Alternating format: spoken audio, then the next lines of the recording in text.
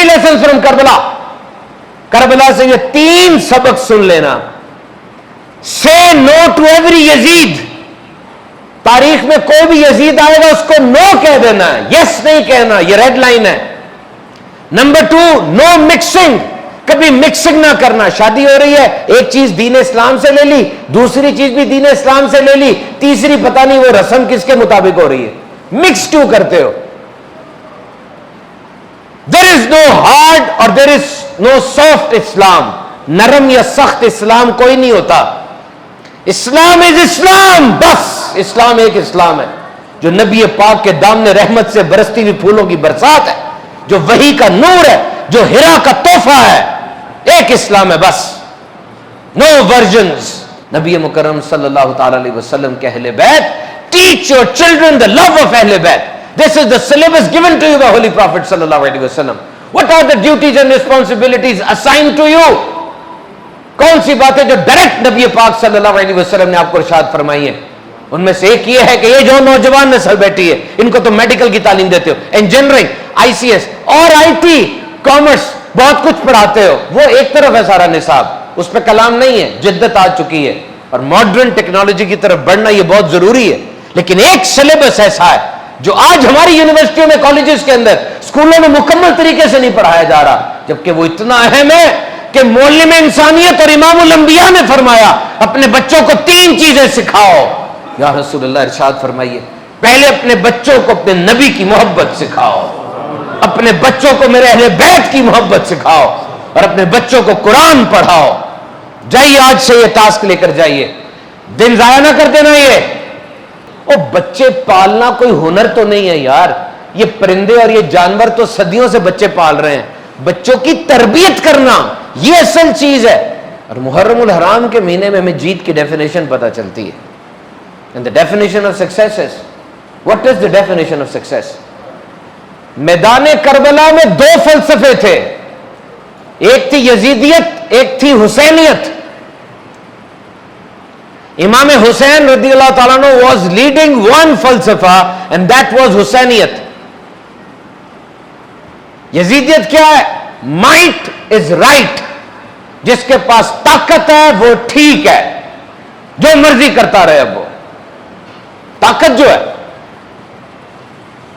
وہ چاہے شراب کو رواج دے, سود کو عام کر دے, محرمات کے ساتھ نکاح کو عام کر دے, عجیب عجیب رسومات کو دے دے, کوئی روکنے والا نہیں. کیوں؟ مائٹ از رائٹ, میرے پاس طاقت ہے, میں سب کچھ کر سکتا ہوں. اور حسینیت کیا تھی؟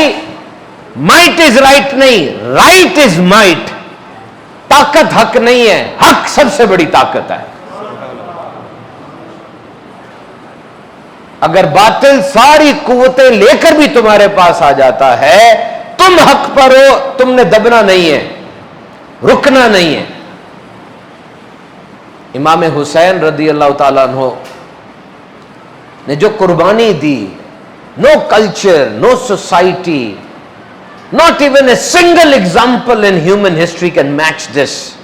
ہم دعوے سے کہتے ہیں انسانی تاریخ کا کوئی معاشرہ, کوئی کلچر اس کے مقابلے کی مثال نہیں لے کر آ سکتا. امام حسین رضی اللہ تعالیٰ عنہ, آپ کی عمر 57 یا 60 ایئرز کی ہوگی جب آپ کی شہادت ہوئی. سوچئے یہ کربلا کا پورا واقعہ تو 14-15 دن میں کمپلیٹ ہو جاتا ہے. تو جن کی زندگی کے آخری 14-15 دن اتنے زبردست ہو, ایسا شاندار کام جو کر جائیں, ان کی ساری زندگی کتنی زبردست ہوگی.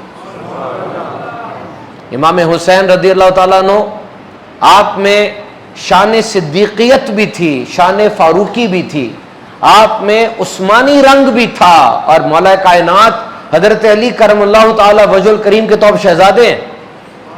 صدیقیت کیسے تھی؟ آپ نے حق اور باطل میں فرق کر کے دکھایا. سامنے 30,000 کی فوج ہے تقریباً, اور آپ صرف 72 ہیں,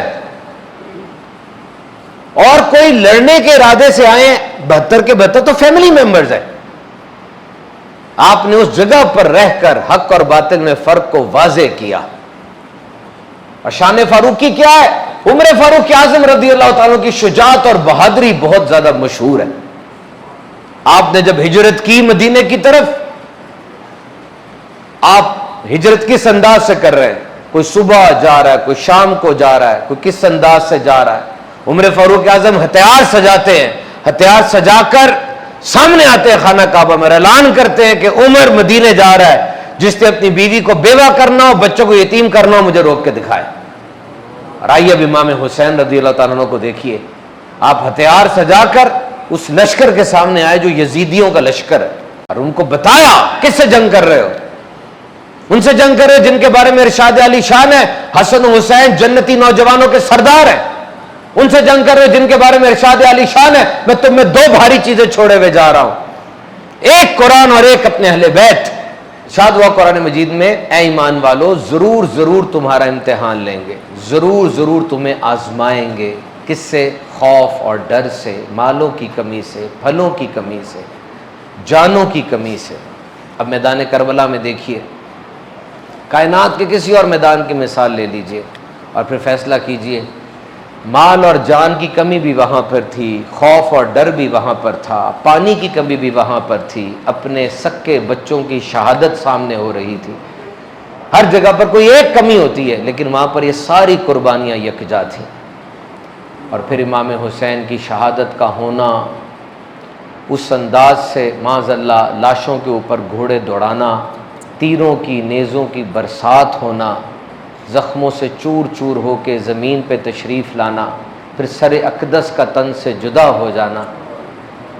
یقین کریں آفتاب و مہتاب کی دوربین نگاہوں سے پوچھ لیں، انہوں نے بڑی قربانیاں دیکھی ہوں گی، اس لیول کی قربانی اور شہادت نہیں ہوئی۔ محترم سامعین کرام، قربانی اور سیکریفائس کے بغیر کچھ بھی نہیں ہے۔ For some sacrifice is just a word, but for few sacrifice is the code of life. کچھ لوگوں کے لیے قربانی صرف ایک لفظ ہے اور کچھ لوگوں کے لیے زندگی کا انداز ہے۔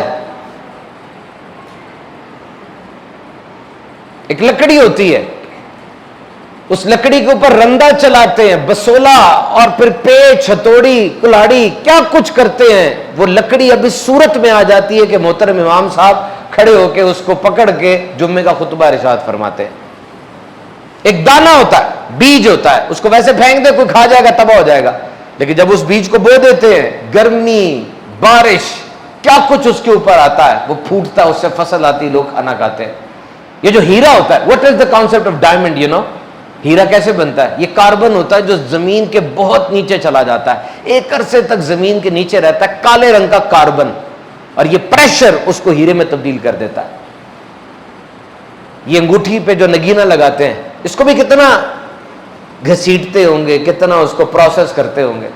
تو قربانی کے بغیر اچھی شیپ آنا بہت مشکل ہے، اور اگر آپ جس سفر پہ چل رہے ہیں قربانیاں نہیں آ رہی اس پہ، سمجھ لینا آگے منزل بڑی ہلکی ہے، اور اگر قربانیاں آ رہی ہیں سمجھ لو منزل بھاری ہے۔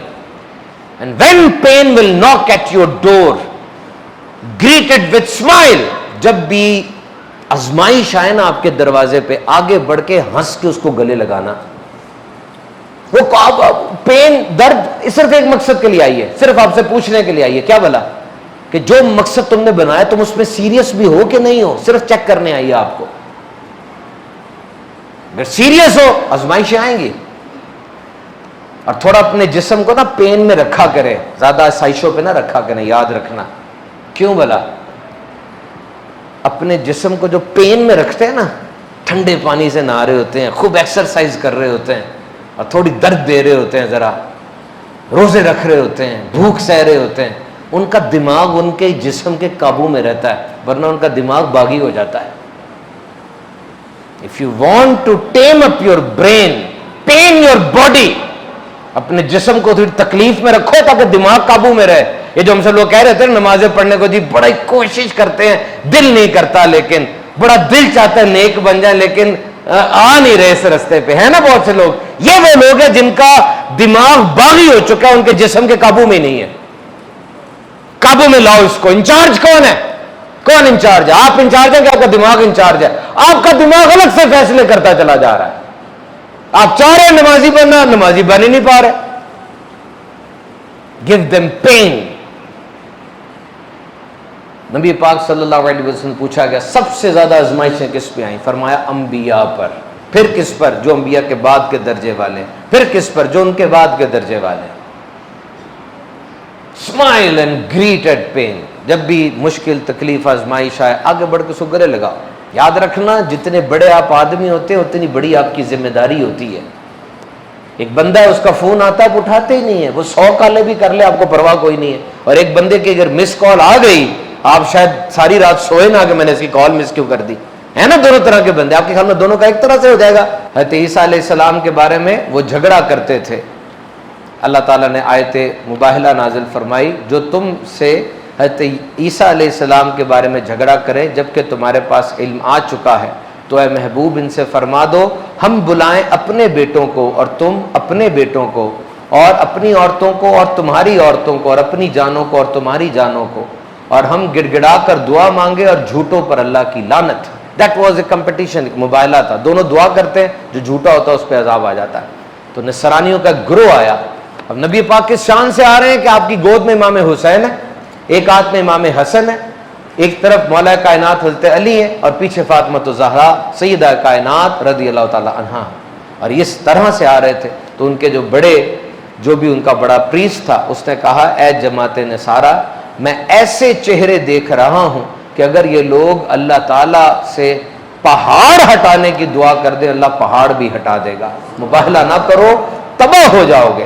نبی پاک صلی اللہ علیہ وسلم نے فرمایا اگر یہ مباہلہ کرتے تو یہ جانوروں کی شکل میں تبدیل کر دیے جاتے، قہر الہی کی آگ سے جل جاتے۔ اب دیکھیں جب قرآن پاک نے کہا لاؤ اپنے بیٹوں کو، اپنی جانوں کو، اپنی عورتوں کو، نبی پاک نے تمام لوگوں میں سے کن کو چنا اور فرمایا یہ میرے اہل بیت ہے۔ کیا شان ہے!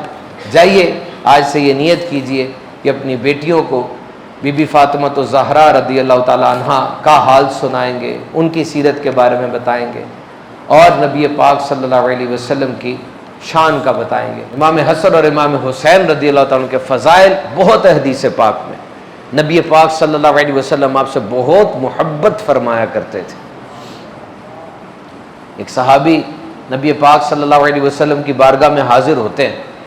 اب جب صحابی نبی پاک صلی اللہ علیہ وسلم کی بارگاہ میں حاضر ہوتے نا تو آپ کا انداز کیا ہوتا کہ وہ در دولت پہ دہلیز پر بیٹھ جاتے اور وہاں بیٹھ کے درود پڑھنا شروع کر دیتے۔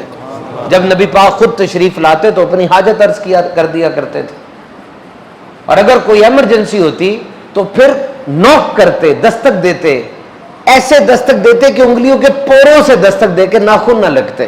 ملا علی قاری فرماتے کہ یہ دستک دینے کا انداز صرف ادب کی وجہ سے تھا کہ آواز اونچی نہ ہو جائے۔ کیسی شاندار بات ہے! وہ کہتے میں نبی پاک صلی اللہ علیہ وسلم کی بارگاہ میں حاضر تھا، بات کی، میں نے جو عرضی پیش کرنی تھی وہ قبول ہو گئی، تو حضور نے ایک چادر لی ہوئی تھی، اس چادر میں لگتا تھا کوئی اندر موجود ہے۔ میں نے عرض کی حضور چادر میں کوئی ہے؟ حضور نے چادر ہٹائی تو ایک طرف شہزادے امام حسن اور ایک طرف امام حسین تھے۔ نبی پاک صلی اللہ علیہ وسلم نے ارشاد فرمایا یہ میرے بیٹے اور میری بیٹی کے بیٹے، اپنا بیٹا فرمایا، اور کہا میں ان سے محبت کرتا ہوں، اے اللہ تو بھی ان سے محبت فرما، اور جو ان سے محبت کرے اے اللہ تو ان سے محبت فرما۔ امام حسین رضی اللہ تعالیٰ عنہ کا پورا جو ایک یہ طریقہ ہے کربلا میں جو ہوا، یہ اپنے بچوں کو سمجھانا کتنا ضروری ہے مجھے بتائیں۔ امام حسین رضی اللہ تعالیٰ عنہ کی شان قرآن مجید کی عملی تفسیر ہے۔ آپ قرآن مجید کے اندر آیت ہے کافروں، یہ صحابہ کرام کے بارے میں نازل ہوئی، کافروں پہ سخت ہے اپنوں میں نرم ہے، اور ان کی حالت یہ ہے کہ تم انہیں دیکھو گے رکوع کی حالت میں، سجدے کی حالت میں، اور تم انہیں دیکھو گے رب کا فضل اور اللہ کی خوشنودی تلاش کرتے ہوئے، ان کے سجدوں کے نشان ہیں ان کی پیشانیوں پر۔ اور دیکھیے اب امام حسین جب اپنوں میں ہیں، امت کے خیر خواہوں میں ہیں، اور جب جو اللہ کے راستے پر چلنے والے تھے ان میں ہیں، جو دین کی خاطر قربانیاں دینے والے تھے ان میں ہیں، تو آپ کا ایک انداز ہے۔ لیکن جب آپ کے سامنے یزیدی فوج ہے، یہ وہ لوگ ہیں جو نمازیں چھوڑنے والے ہیں، جو حرام طریقوں کو معاشرے میں رواج دینے والے ہیں، جو دین سے لوگوں کو دور کرنے والے ہیں، اس وقت امام حسین کا جو رنگ تھا، کیونکہ یہ دین ان کے گھر میں آیا ہے۔ امام حسین کی ذات سے ہمیں کیا سبق ملتا ہے؟ پہلے میں نے آپ کو کیا بتایا تھا؟ Say no to every یزید۔ دیکھیے آپ کا جسم سلطنت ہے، پاکستان ایک سلطنت ہے, یہاں پر واگا بارڈر ہے, وہاں پہ بارڈر ہے. ہر ملک کا ایک بارڈر ہوتا ہے, کوئی بندہ اس بارڈر کو کراس نہیں کر سکتا. آپ کا جسم آپ کی سلطنت ہے, آپ نے کوئی بارڈر بنایا ہے؟ کوئی اصول ہے؟ یا بیٹھے ہوتے کوئی آتا ہے چل یار چلے, ہاں بھی چلو ٹھیک ہے, وہ فلاں چیز دیکھتے, ہاں دیکھتے, فلاں کسی کا کلپ آئے دیکھتے, ہاں دیکھو. کیوں؟ اس کو پتا ہونا چاہیے کہ آپ کی زندگی کچھ اصول ہیں. آپ 2 بجے کے بعد اویلیبل نہیں ہوتے, آپ مصروف ہوتے ہیں, آپ اپنے گول چیز کر رہے ہیں, آپ نے زندگی میں مقصد حاصل کرنا ہے. You must have boundaries. ہر وقت آن لائن ہے آپ, کیوں؟ ہر وقت اویلیبل ہے. You must have boundaries, you must have boundaries. Boundaries کا ہونا بہت ضروری ہے. اللہ تعالیٰ کی بارگاہ میں دعا ہے محرم الحرام کے اس عشرے کی برکتیں ہمیں عطا فرمائے.